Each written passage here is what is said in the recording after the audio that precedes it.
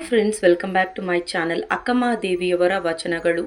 ಕಾಯದ ಕೂದಲು ಕಟ್ಟಿ ಕೈಯ ಕಂಪಸ ತೊಟ್ಟರೇನುದೋ.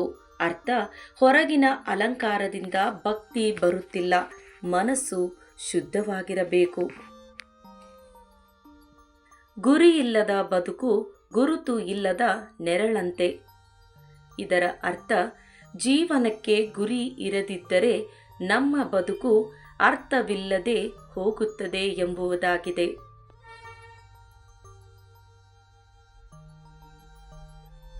ನಿನ್ನೊಳಗಿರುವ ಶಿವನನ್ನು ಹೊರಗೆ ಹುಡುಕುವುದು ಏಕೆ?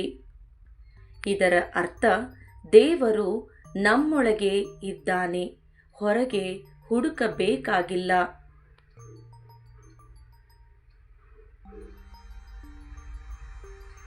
ಮನವೆಂಬ ಮಲ್ಲಿಗೆ ಹೂ ಶುದ್ಧವಾಗಿರಲಿ.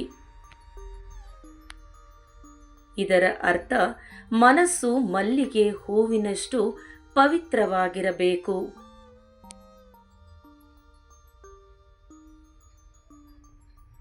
ಸತ್ಯವೇ ಶರಣರ ಹಾದಿ, ಅದರಲ್ಲೇ ಶಿವನ ಸವಿನುಡಿ. ಇದರ ಅರ್ಥ: ಸತ್ಯದ ಮಾರ್ಗದಲ್ಲಿ ನಡೆದರೆ ದೇವರ ಕೃಪೆ ದೊರೆಯುತ್ತದೆ. ಕೊಡುವ ಕೈ ದೇವರ ಕೈ, ಕೊಳ್ಳುವ ಕೈ ಮನುಷ್ಯರ ಕೈ. ಇದರ ಅರ್ಥ: ದಾನ ಮಾಡುವವರಿಗೆ ದೇವರ ಆಶೀರ್ವಾದ ಸದಾ ಇರುತ್ತದೆ ಎಂಬುದಾಗಿದೆ. ಎದುರಿಗೆ ಕಾಣುವ ರೂಪವಲ್ಲ, ಮನದೊಳಗಿರುವ ರೂಪವೇ ಶಿವ. ಇದರ ಅರ್ಥ: ಪ್ರತ್ಯಕ್ಷವಾಗಿ ಕಾಣುವ ಮೂರ್ತಿ ಮುಖ್ಯವಲ್ಲ, ಭಕ್ತಿ ಮುಖ್ಯ.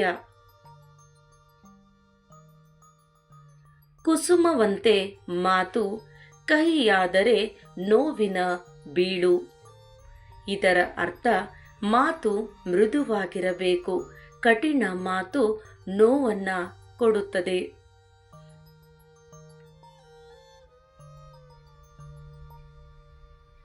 ಧರ್ಮವೆನ್ನುವುದು ದಯೆಯೊಳಗಿದೆ.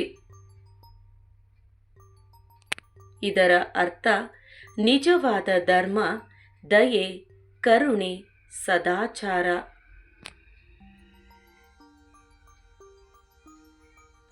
ಪರನ ಗುರಿಯನ್ನ ನೋಡದೆ ಸ್ವಗುರಿಯ ಹಾದಿ ಹಿಡಿ. ಇದರ ಅರ್ಥ: ಇತರರನ್ನ ಹೋಲಿಸದೆ ನಮ್ಮದೇ ದಾರಿಯಲ್ಲಿ ಮುಂದೆ ಸಾಗಬೇಕು.